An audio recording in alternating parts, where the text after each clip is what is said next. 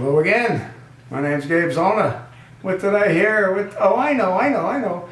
Congress, they're heading out for their 5 weeks of R&R to recover from all the hard work they've done.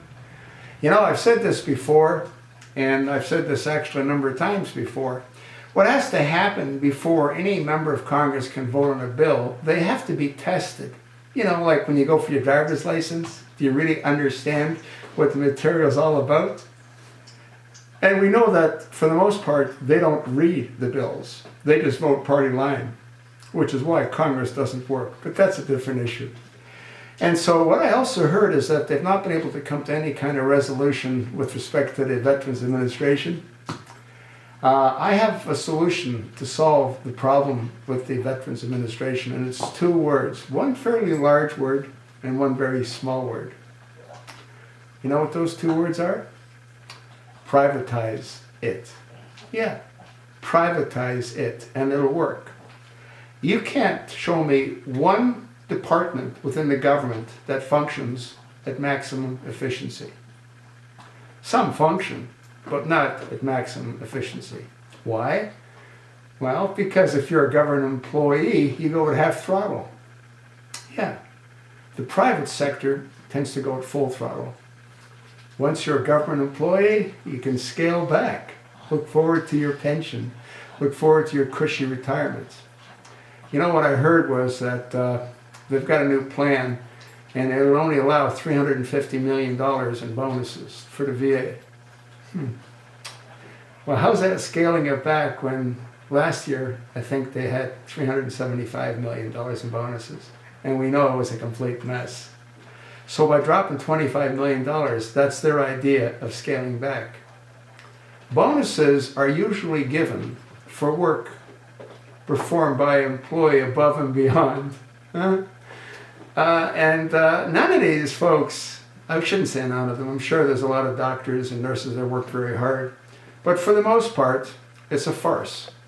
And if it was privatized, guess what would happen? It would work like a hospital. You'd have an administrator, you'd have a staff, and those that don't toe the line, well, they find other places for employment, or they remain unemployed. You're not going to solve anything with any large government bureaucracy unless you privatize it. The same goes for the IRS. They got to get heaved out anyway because they're a corrupt criminal organization. They have been for a very long time. I did a video where I talked about the IRS being controlled by Hillary Rodham Clinton when she was in the White House with Billy Bob. Yeah, she had turned the IRS on and had them go investigate all of Billy's conquests, and there was quite a few of them. Yeah, and then they had an attorney who was an attorney that dealt with the IRS. He said they never would have gone after those women. They didn't make any money. It's called harassment.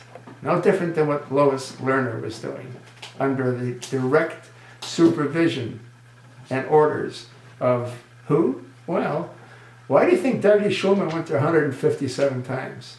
And the woman that works for Dougie, she was there 145 times. What do you think they were going there for? Well, Dougie said he went for the Easter egg roll, but hey, come on now. The Easter doesn't happen 147 times a year, or 157 times a year in his case. It's a joke. You want the VA to work? You want any large government agency to work? Privatize it.